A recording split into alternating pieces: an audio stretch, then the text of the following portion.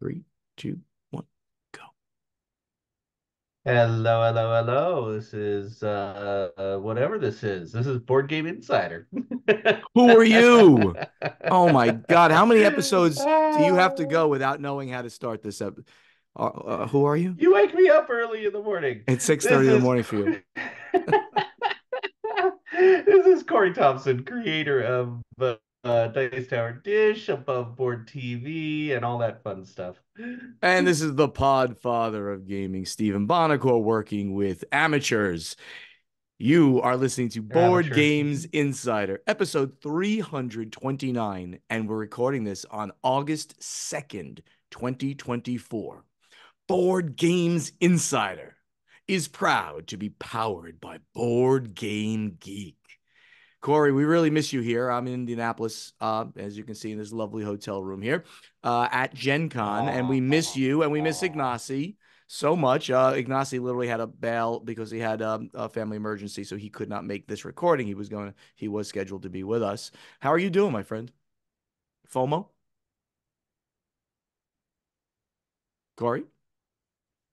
I'm doing pretty good. So, man, I wish I was at Gen Con. It Yeah, I hear all the news, I see all the pictures. Not only that, but I'm getting messages constantly asking for meetings and lunches and dinners at Gen Con, which I'm not at. Oh, next time. Next Next time. time. All right. Well, in the meantime, though, what is Next happening in the time. life of Corey Thompson and above board and all that good stuff? It's been pretty crazy. So the Dice Tower Dish interviews are continuing. I'm continuing to put up episodes of my interview with Ignacy, which is really interesting because when I did the interview, I didn't really know him very well, and now I do. So I love looking back at this little jump in time. I also got the opportunity to go to Comic-Con last week, which was Nice. incredible, both on the worst side and on the better side. Uh, it was the biggest crowd of people I've ever dealt with in my life. Comic-Con is significantly bigger than Essen, significantly bigger than Gen Con. The crowds were incredible, and I spent a lot of time in lines and outside and in crowded exhibit halls. The exhibit hall, by the way, much bigger than anything I've ever experienced. I Wow. have to send thanks out to Daryl Andrews, Erica Buyaris, Alexa Capiello from Above Board for basically helping nursemaid me around, just keeping me in the right place, moving along, helping me find things. I couldn't have survived Comic-Con without them. Thanks to Ross Thompson, who put on an amazing board game party at Comic-Con. Ross is in charge of the board game side of Comic-Con. And Wow. I got to meet such amazing people. Comic book artist Matt Kint, who did the comic book Mind Management, which turned into the award-winning board game Mind Management, had parties with Bad Idea Comics. Recently, Matt has partnered with Keanu Reeves to make the comic book Berserker. Uh, Javon and Maestro Media. It the list goes on and on and on. I'm still a bit stunned at all the things that I saw at Comic-Con, all the people I got to meet. I got to meet the guy who owns Batman, all of Batman, Wow. one guy. That that's pretty It amazing. just mind blowing, and he was just like an older nerdy dude with a That's campy Batman shirt. It was cool. really cool. Very cool. And of course, I have to shout out Dungeon Call. Above Board is currently doing their episodic D&D campaign in the world of Lear. Episode 1 dropped last Friday. Episode 2 should have dropped by the time this airs. Every Friday we're going to drop an episode of Dungeon Call. It's We had such a fun time making it, and I hope that excitement and everything comes through when you watch it. It's just a bunch of nerdy people having a fantastic time playing around in D&D. That sounds So, like so much fun. I'm really I'm since I've been doing all this crazy traveling, I have not been able to catch up oh yet yeah. on the above board stuff, but that's high on my list of as I'm flying and stuff like that. I'm gonna absolutely get and start watching the Dungeon Call stuff. That sounds so cool. Very cool. Very cool. So over here at Gen Con, well, we're in the middle of Gen Con right now. This is Friday. Yesterday was the official first day, Thursday, of Gen Con. But I've been here since Monday, because getting here early and getting acclimated to everything is always a good idea for anybody who comes to Gen Con, as those who come know. Oh yeah. And there's already been a lot of fun things that have happened on Tuesday night. So it's not a Gen Con thing, but a local group hosted a game night at this place called the Garage Food Hall, which I highly recommend. It's about a mile from the convention center, so it's walkable. Or you take a lift over there, and it's one of those like North Market style places, or Reading Terminal Market if you're at Oh, PAX. I love it. It's so good. And in the area, they had, I don't know, 30 tables, 20 something tables set up, and people were gaming and having a great time, and they were doing giveaways. They do it every Tuesday night in Indianapolis, but this is a special one for Gen Con. Jeff Engelstein was demoing Play 2Z games, so plug there a little bit. So King's Coalition and Lynx, the first two actual releases that are coming out very soon from Play 2Z. Wednesday night, again, Jeff Engelstein, he's all over the place, this guy. He He hosted is doing so much cool stuff. he really is. He hosted an event at the Kurt Vonnegut Museum and Library, and again, about a mile away from the convention center. And he launched a game there. And this is so interesting. It's called GHQ, General Headquarters. Kurt Vonnegut, the great author, one of the greatest authors of the 20th Yeah. century in America, Slaughterhouse Five, Cat's Cradle. Probably everyone's read one of his books. He did a war game, and he was a known pacifist. And early in his career, his writing wasn't going well, so he designed a war game, didn't get picked up. Jeff found it in the archives of the Kurt Vonnegut Museum, and he's publishing it just under his own thing and an exclusive at Barnes and Noble. So he had this wonderful event showing off the game. Is it the greatest game of all time? Probably not. It's a very simple uh, checkerboard, chessboard style game, but it has multiple types of units, infantry, tanks, and I would it's so very love to cool. be that party. I'm so excited about that news. And I heard about it because there was communication between Vonnegut and Sid Saxon that I learned about at the Strong Museum. That is very So cool.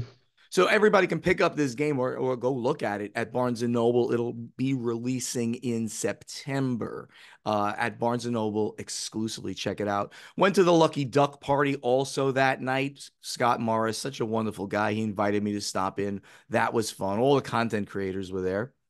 on lovely. Thursday, on Thursday, my good friend Matthew McCack, who does the quad with me, he hosted a DEI event. It's called Queering the Table, and it was basically explaining how we can keep things so inclusive for everybody, not only the table, meaning bringing people there, but also in games themselves and things like that. How we can make those games more approachable for somebody who doesn't relate to male or female, right? So it was a really great presentation. He's actually recorded it so he can show it on the internet in the future. So thank you, Matthew, for doing that. The Free League, which does the One Ring, which I talk about a lot, role-playing system, they had a showcase. I was amazed. First of all, I know that they have so many games in their line. Blade Runner, Alien. They have some non like IP role-playing systems as well. I was amazed at how well everything is doing. And how do I know they're doing so well? Because the questions that the audience posed after they did their speech for about 20 minutes, all the questions were about every other one of the games. I was like the first one to ask a question about the One Ring. I finally asked the question. I put them on the spot. I was like, I'm going to get them with this. And I'm like, so, you've done the Shire Adventures, and you've done the North, and now you've released Moria source book. Obviously, you're doing it via Area.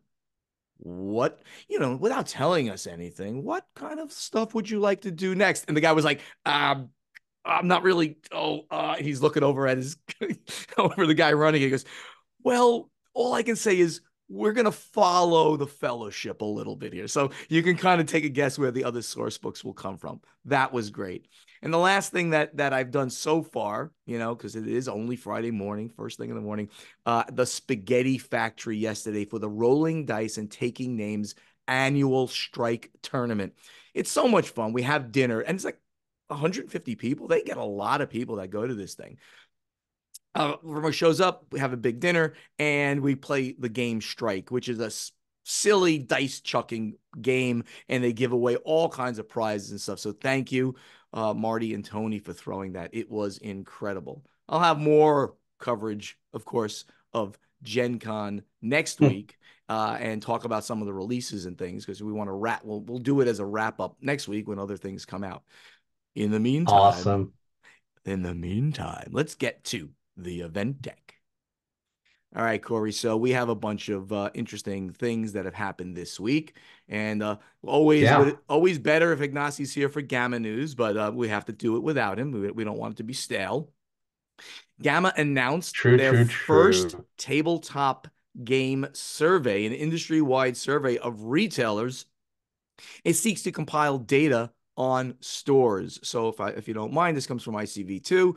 GAMA announced plans to conduct their first tabletop game retailer survey. The tabletop retailer survey is meant to compile data about store types, rough sales figures, product mix, marketing, and other points of interest. This will be an annual survey that will help give retailers, publishers, and industry professionals benchmark data to gauge changes in the industry.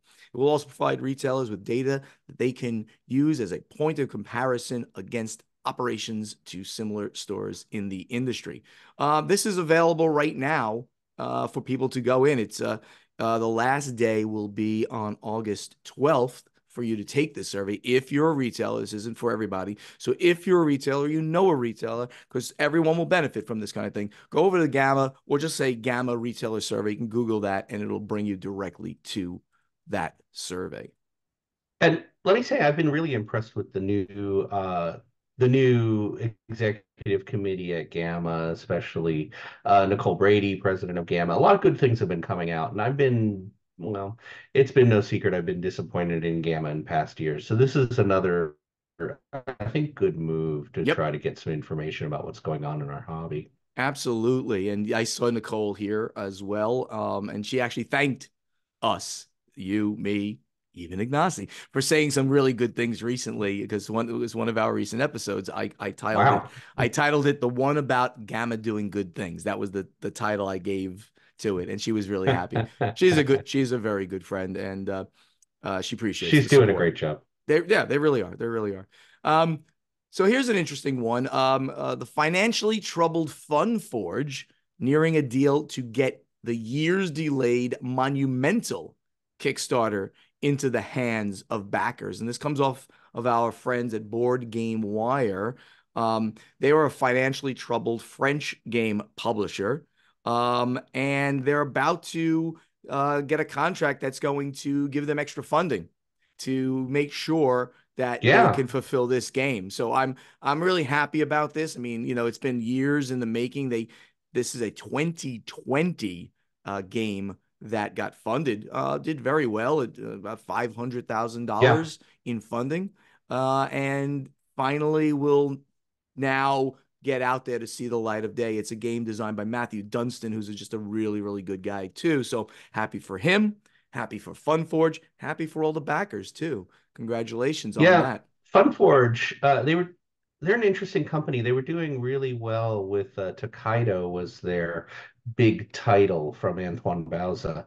And it had a follow-up Namiji. But FunForge, like you said, had financial troubles, possibly bankruptcy. And it's a French company, so in French law, when a company has bankruptcy, there's a lot of very strict requirements on what that company has to do. So they had to stop the monumental Kickstarter. They had to sell off certain assets. They had to take care of a lot of business, and it looked like Monumental was never going to fulfill. So it's really exciting now that there's some sort of deal in the making, and Monumental is back on the table. So hopefully we get it soon. Yeah, absolutely. So good on them. I'm glad this is going to going to resolve in a good way, unlike some others that have not done so. So the next one is a follow-up to last week's story, and it's not necessarily good. We're going to tell you what's going on, and then we'll maybe make some commentary. So this is the controversy that we talked about last week, where the co-designer of Daybreak, which won Spiel Des Jahres, Kenner Spiel Des Jahres to be exact, Matteo Menapace, he wore a symbol on the stage that can be taken in several ways. A watermelon symbol.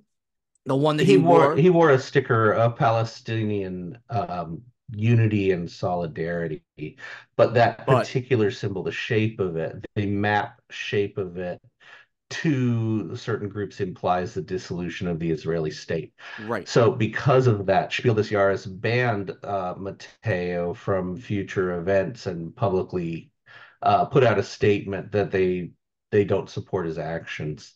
So Matteo has actually put a response to this on his personal blog on July 26th on Medium.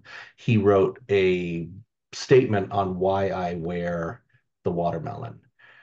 Uh, and there's no apology, there's no statement of misunderstanding. It's a direct, this is what I believe, this is what I support. Yeah. So So very, go ahead, Corey. Please finish. I was going to say very quickly, he wrote, I acknowledge the current and historical context that has led the Spiel des Jahres as a German institution to respond with heightened sensitivity to allegations of anti-Semitism. I do take these allegations very seriously. However, debating the shape of the sticker and pushing for an anti-Semitic interpretation is a distraction. Instead, I want to draw attention to the reality of thousands of Palestinian people who are being wiped off the map and are in dire need of humanitarian and medical services. No human being or group of people should be erased because of their ethnicity, religion, or nationality. I hope we can all agree on that. All humans deserve peace and justice. I believe this won't be possible until the end of what the International Court of Justice has recently defined as unlawful occupation. And so he's basically sticking to his support for Palestine, when I think the issue actually is this the correct forum to bring this up? Right. It's the Spiel des Jahres. uh, there's always controversy about bringing up political issues, especially unrelated political issues, during situations where people have a public stage. We've seen this with other award ceremonies, with Oscars, with Emmys, with everything like this. And I think that's more to the point than what is right and what is wrong. I just I gotta say it this way. I mean, this is a foul. I mean, I don't know Mateo. I'm sure some of his heart, at least, is in the right place, because everybody supports the Palestinian civilians that are being killed in this war. But the fact that he was completely tone deaf to the fact that what he did was to wear a symbol that can mean the eradication of Israel is really, really bad. So an apology, or at least a recognition of that, with a I didn't mean that, this is not what I believe in, or anything like that, with saying the other things, that he strongly supports the Palestinian civilians, that would have been the statement to make. So I'm really sorry that he ended up taking this tact. It's I don't think it's going to go over well for him in the long run, in the industry. Moving along, we have Right. Paizo teaming up with Game Theater. Very interesting little thing on ICV2. They're going to offer Pathfinder and Starfinder weekend getaways. So Paizo Incorporated has teamed up Oh, with, how cool. yeah, they teamed up with Game Theater LLC to create a series of Paizo licensed weekend role playing getaways that feature gaming events and experiences. It seems as though Paizo has entered into the travel business with the Game Theater, a gaming vacation production company. They will offer Pathfinder and Starfinder players chances to go on all inclusive weekend getaways where they will play Pathfinder and Starfire adventure paths run by professionals. The game theater is co-owned by Everything Epic's president, Christopher Battelaris. I know Chris. I didn't realize he was doing this. This is very cool. And he says that our event company's mission has always been to tell epic stories through theatrical gaming. Our motto has been, we do what's best for the story, and that is why we take pride in bringing people together to share adventures. This is really neat. I actually looked into it after I saw this come up, and I clicked on it for like an entire weekend, an all-inclusive stay at a castle in this case. It's a castle that is somewhere near Philadelphia. It's obviously not in Philadelphia. It's a little bit more in the country, but it's in that general area. I mean, if I lived in New Jersey, I might go there and maybe do this for 4 days and play with professional DMs. And it's not going to be LARP like. I mean, people might show up in a costume, but it's going to be tabletop role playing in the Pathfinder Starfinder system in a medieval like castle. I think that is very cool. All right, Corey. I think Very the neat. last piece of news that we have here is something right out of Gen Con, but it's a good time for us to take it. It's about Yeah. the Diana Jones Award. Why don't you take away on this one? Yeah. So the winner of the Diana Jones Award has been announced. Just want to say real quick, the Diana Jones Award is a really bizarre one that I think is pretty cool. It's an award for excellence in gaming, presented since 2001, and it goes to a person, a product, a company, an event, a movement, a concept. It goes to anything. Uh, and it's something that best provides a quality of excellence in the world of hobby gaming. And it's been described as the Nobel Prize of gaming. But self-described, by the way, from the Diana Jones website. Funny. Um, Interesting fact, there is no Diana Jones. There's no person named Diana Jones. The Yeah. award originally was a pile of burnt up role-playing games. When the Indiana Jones role-playing game lost its license, they burned all the remaining inventory that they couldn't sell and pressed it into a clear plastic pyramid. And all you could read is like this bizarre Diana Jones title Instead in of the Indiana, plastic. you saw Diana. It was very bizarre. But so who won the award, Corey? This is very interesting. So the award goes to the United Paizo Workers. So this group won the award for their efforts in drawing the public's attention to the various challenges workers in the games industry face in earning a living wage. So congratulations to United Paizo Workers for taking the 2024 Diana Jones Award. Very, very cool. Yeah, it's as you indicated, it's a very eclectic award. I guess that's a good way of putting it. It anybody, we could a podcast could be nominated. A person, a designer, a convention could be anything that has ended up being nominated. So it's weird. I don't know that I would go as far as saying it's a what'd you say the what award did you compare it The to? Nobel The Prize of Nobel Workers. Prize. Yeah, I think that's a bit of a stretch there, but kudos to the United Paizo Workers for winning the award. Now let's get Yeah. over to strategy and tactics. All right, here's where we take questions from you guys asking us. So Mike B, who's at the Game Doctor, he says, question one, what do you see is the next big wave in board gaming? It can be a style of games or a way in which games are presented, i.e. Game Board One Kickstarter or others of its kind. I don't know what Game Board One Huh. is, and maybe we can figure that out. But so Mike, the short answer to your question is, if I knew this, I'd be very rich. Okay, so what's the next big wave? It's literally I mean, going to be I think found we out can over time. we can kind of see what the next big wave is sitting at Gen Con, but the real question for people within the industry and publishers is, can you predict what the big wave will be 2 years from now? Because that's what you're designing now. Sure. So I mean, right now, mushroom games are huge. We're seeing a whole ton of mushroom games getting released, but again, they were started years ago. Yeah. Gnomes, I think, are a big, huge theming thing. There's a bunch of gnome Yeah. games, most notably Gnome Hollow has just been released at Gen Con from Ammon Anderson, and the OP. So we can see the trends a little before they're fulfilling, but not long enough to Yeah. catch any waves. Certainly not long enough to capitalize on those kinds of things. But even let's just say, oh yeah, we released the mushroom game. Is that gonna make is that a trend really? It's well, okay, wow, a bunch of mushroom games That's a came out. theming trend. People talk about theming trends. Sure. The other trends are board games. I feel are definitely moving towards simple, elegant games, low content in rule books, games that can be just essentially set on the table and played. I think co-op games are rising.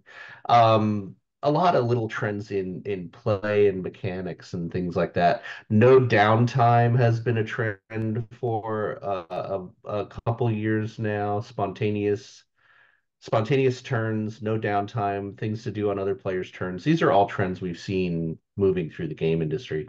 Sure. Yeah. All of those things are going to happen. I think we'll see less massive games really over time. But, you know, Yep. what everyone looks for as a publisher, right? What everyone looks for is like, can we find that next thing that's going to be great? Can we find the next deck building trend, right? When deck building hit, or the roll and write trend when the roll and write trend hit. Yeah. So those kind of things will make massive Yeah. changes in the industry and certainly could make a publisher huge amounts of money. Okay. And it's really funny because you'll see one unique game with something really cool, and then a couple years later, you'll see a million games trying to do the same thing. So we had Wingspan and Terraforming Mars having a mega deck, a huge amount of unique cards, and now we're getting a whole slew of games with a big, huge deck of unique cards. Um, we've just seen these patterns go through again and again. Sure. Trick taking games. We had the crew basically bring trick taking games up, and now we have a massive amount of trick taking games coming out. Right. And of course, the deck building thing, like you talked about. Sure.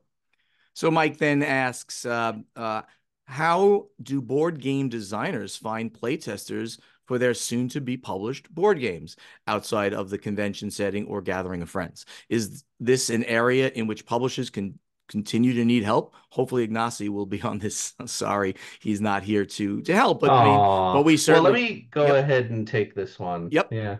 Because at Comic-Con, I actually went to a couple panels that were specifically about this.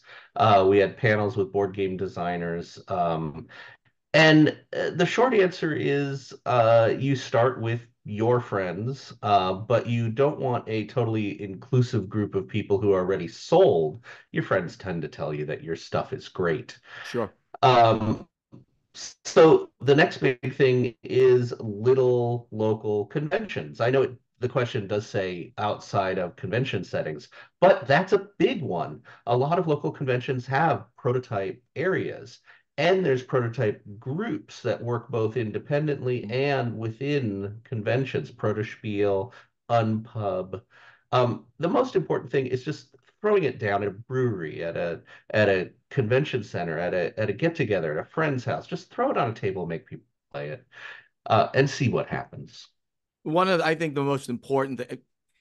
It's there's kind of two parts to this. First of all, the designer of this game needs to have played it, play tested it 100 times before it even gets to a publisher. You need to do that. And the best way to do that is, as Corey, as you mentioned just now, is first with your friends, which will tell you too many good things, but that's fine. But then you move it out to a larger group, at your game club and try to get yourself to things like Protospiel. These and a lot of cities, if you live close to a city, have designer meetups. Designers play each other's games. And then you're going to get true critical feedback, right? I mean, because a designer will help you really narrow down what's working, what's not working, what you can focus on, what you're not going to focus on. So, is it a problem for publishers? It's really a problem for designers to get to a certain point. Because if they're not at a certain point, at least most companies, unless there's some kind of crazy spark of genius that a publisher can bring it in and really do massive development with, most publishers want to see this game at the 80% mark before they pick it up. Pretty close to that anyway. So it's a good question. You need to do a lot of work with your local people and then get to conventions and things like that to do it. Mike also then asks, I know this is not completely your niche, but will you guys be doing an episode with your top 10 games of all time? I'm really interested. I think I will mostly align with Oh, the Podfather. Yes, he will. But I am curious to find no. out. So He's got yes, a terrible taste in games.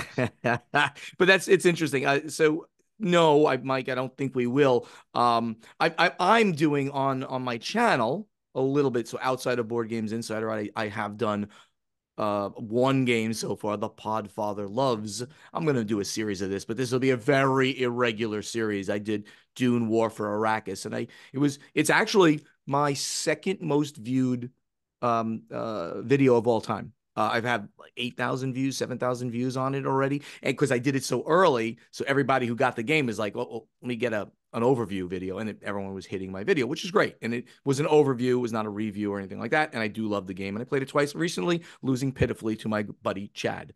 So besides that kind of stuff, I don't think we're going to be doing top tens anytime soon. Sorry, Mike. Jeffrey D. Myers at Peace Meyer. He is a very good friend, and he is an IP lawyer. So I reached out to recently about, that little thing called Meeplegate, and we talked a I little bit do not about know that. what you're talking about. What is this thing called Meeplegate of which you speak? Um, how's that trademark going? Anyway, it doesn't matter. So, Jeff asked, and he asked this a year ago, so this is not something having to do with Meeplegate. But thank you, Jeff, for being such a good friend and fan of the show. Greetings, kind podcasters. I was removing the shrink wrap from a game, and I was wondering about the upsides and downsides of using it. Could you please address this, including whether or not using shrink increases losses due to dings and dents? Thank you. That's an interesting concept. So Huh. do you think, Corey, just we're kind of postulating a little bit because I've never done a game that wasn't in shrink, because it's a And there a is a big trend movement for now. this now. Mm-hmm. So what do you think? Yeah, Do you think that if you don't put shrink on, you might be increasing your ding and dent losses? I do not. I think that putting shrink on it gives the end user a feeling of protection, much like the food industry, it makes it feel untouched.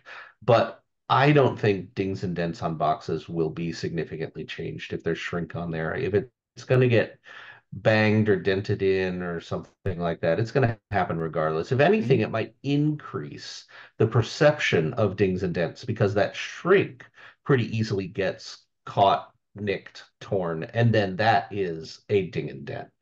Some people get crazy if they Um, see yeah, shrink wrap opened a little bit. It's like, guys, that's exactly what you're gonna do. It's okay to see shrink removed a yeah. little bit. So yeah, it's kind of weird.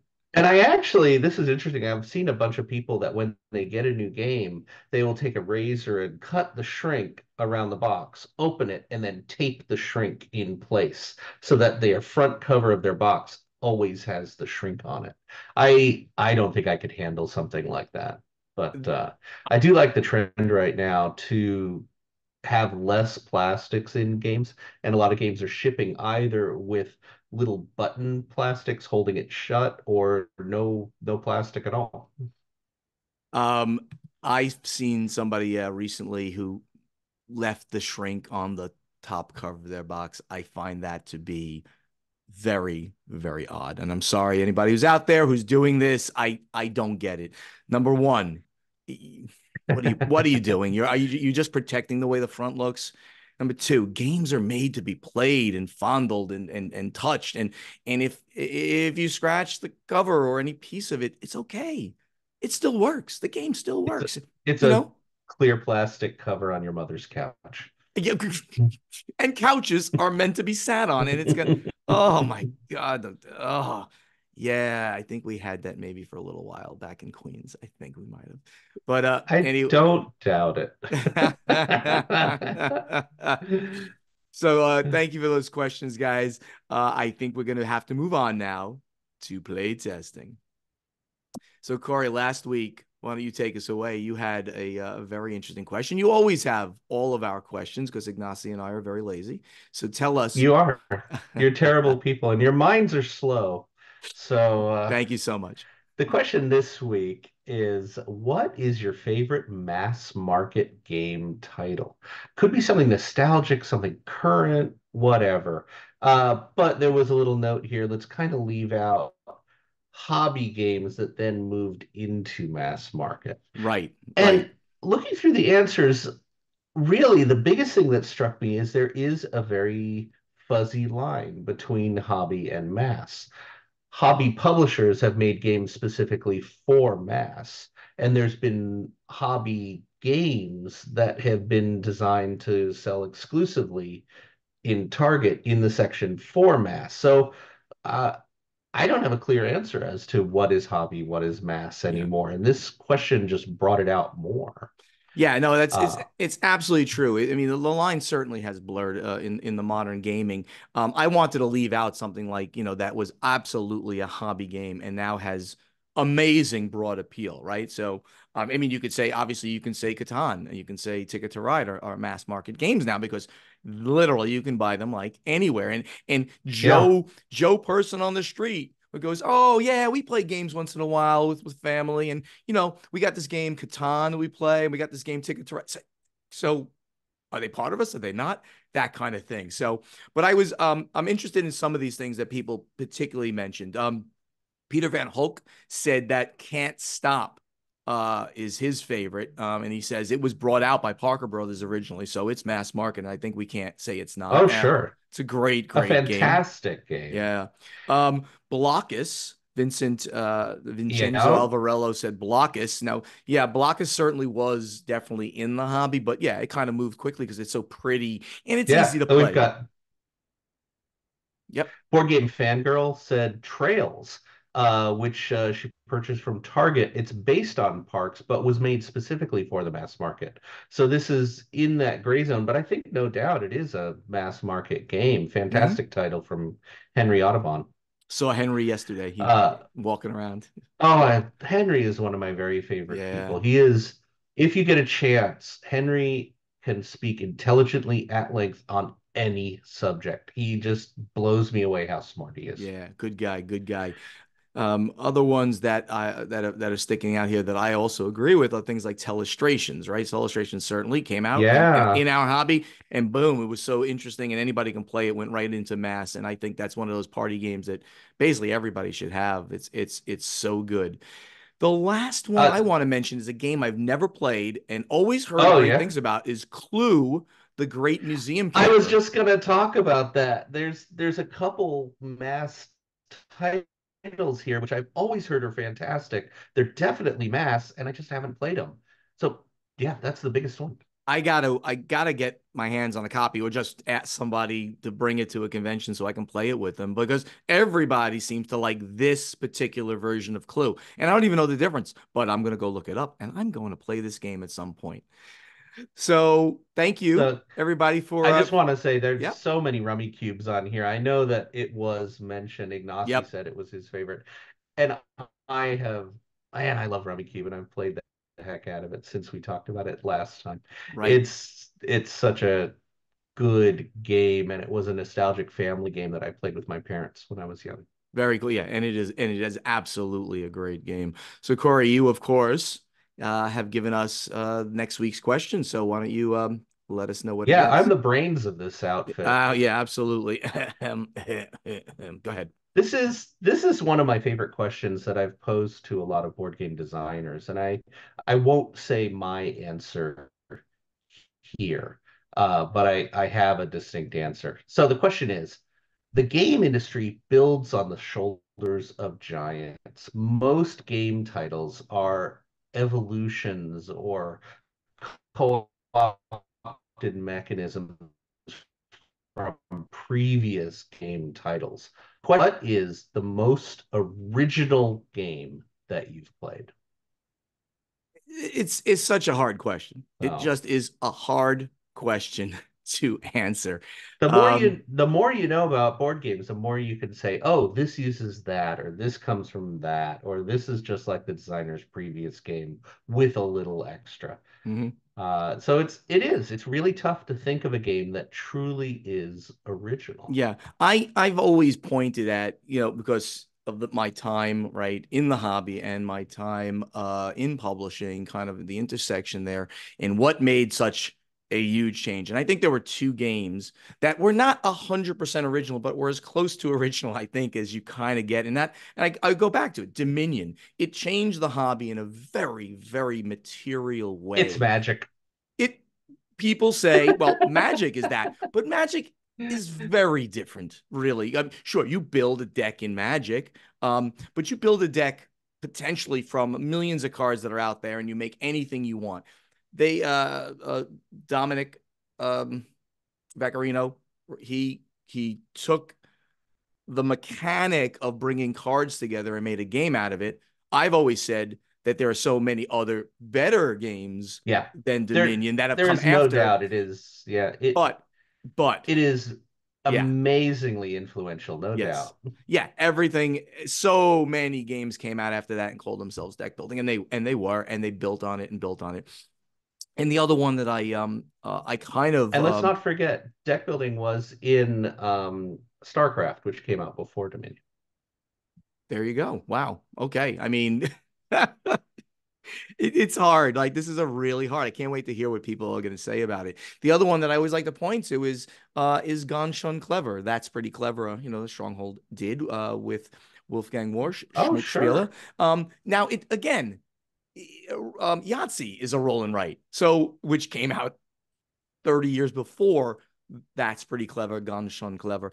But they took it, changed it in a material way, and made it really, really now a mechanic that could be used by other games and designers and things like that. So those are the ones I point to, but I think there are better answers out there.